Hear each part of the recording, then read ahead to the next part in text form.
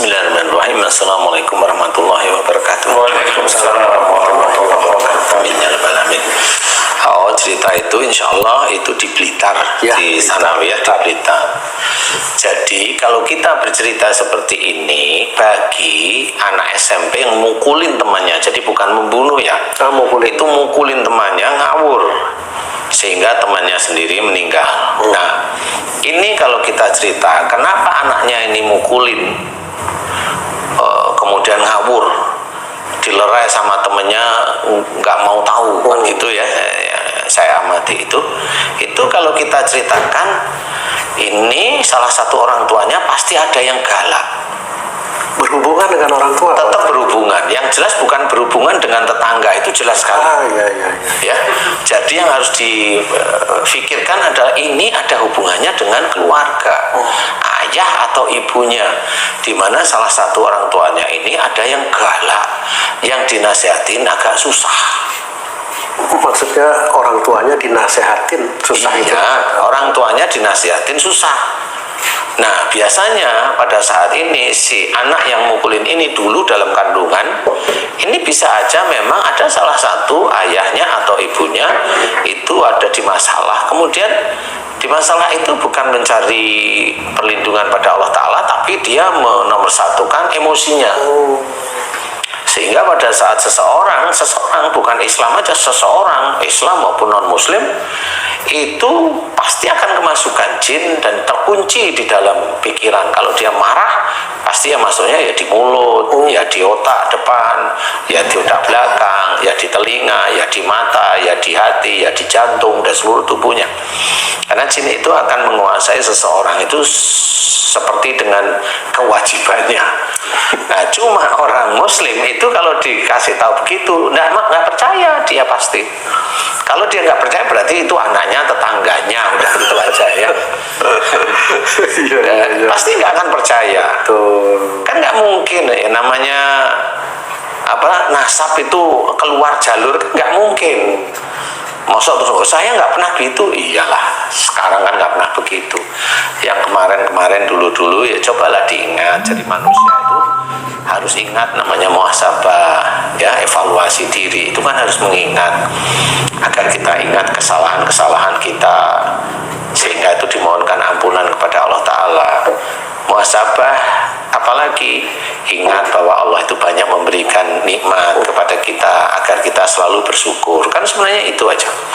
Tapi kadang-kadang kebanyakan orang Muslim, yang kita berbicara tentang Muslim, orang Muslim itu melakukan kesalahan, kadang-kadang itu jarang yang mohon ampun kepada Allah Ta'ala.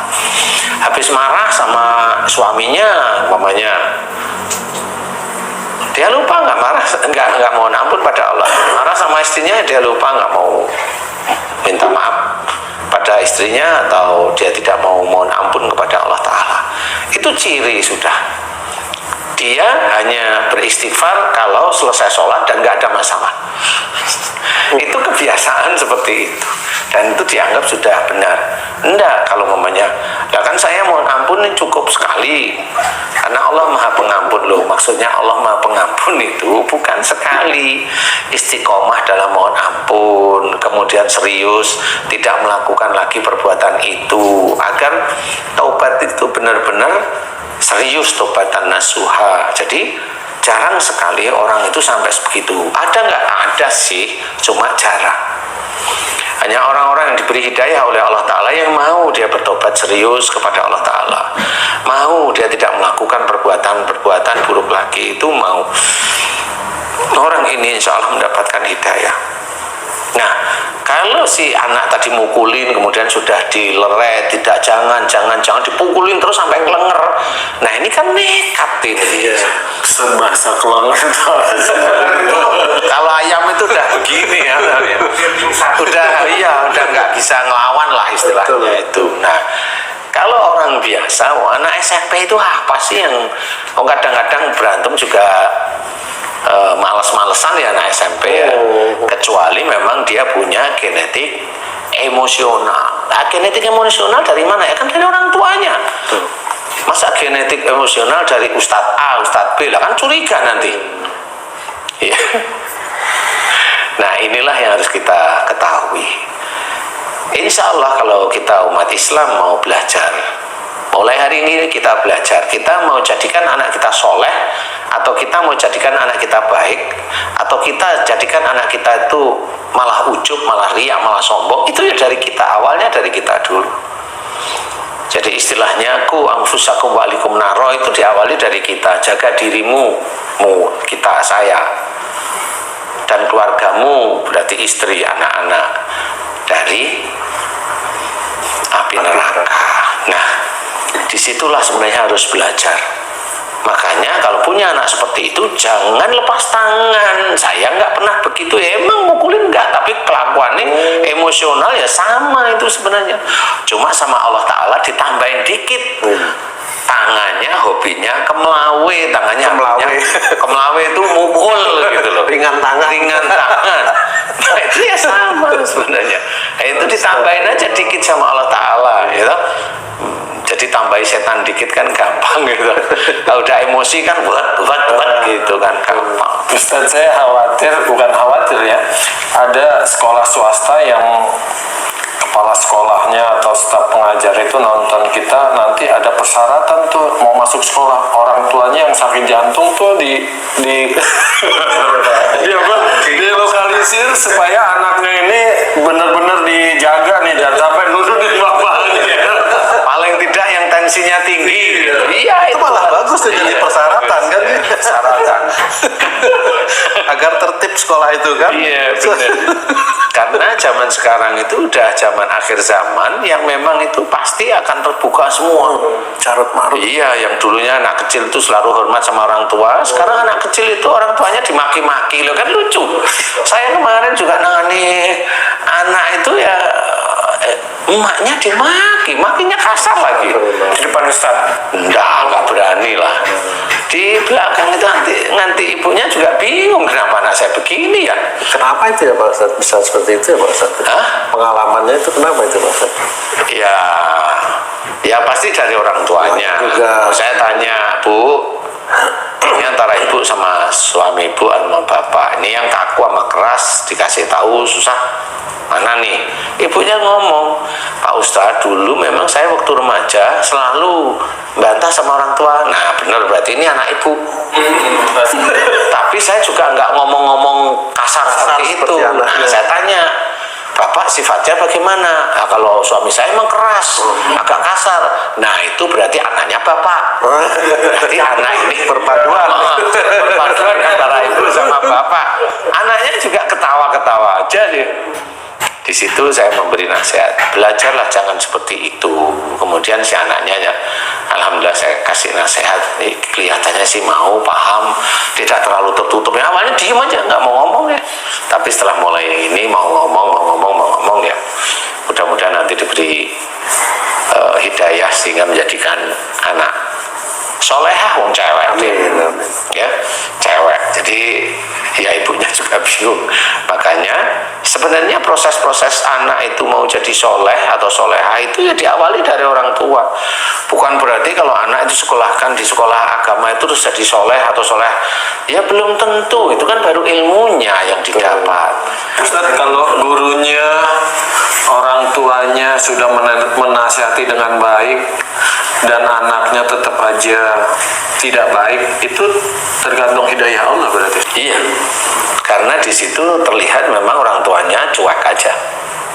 Anak saya udah saya sekolahkan di sekolah agama ya pasti soleh atau soleha kan gitu-gitu aja. Ya kan nggak bisa seperti itu. Harus ada dari orang tuanya juga berusaha menjadi orang yang hamba Allah yang soleh atau soleha.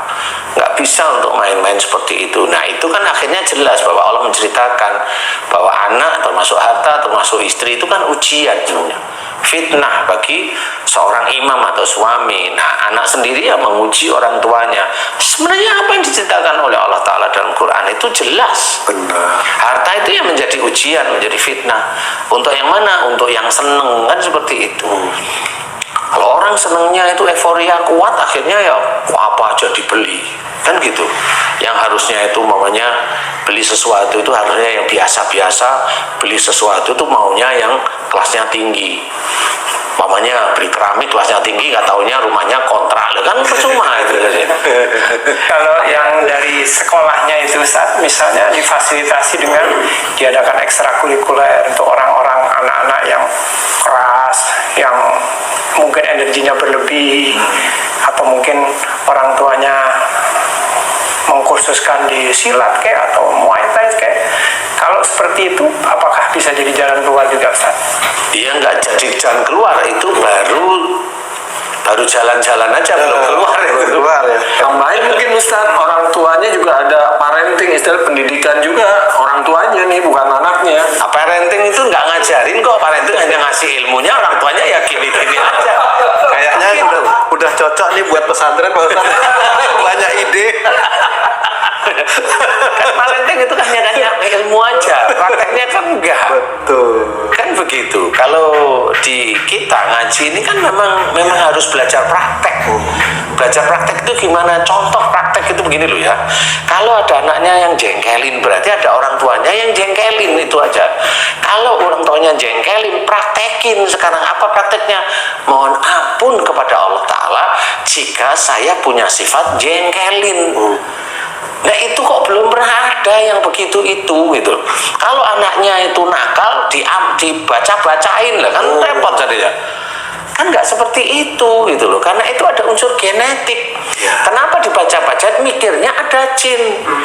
Jadi orang tidak mau berkiblat pada dirinya bahwa dirinya itu ada salah di hadapan Allah Ta'ala.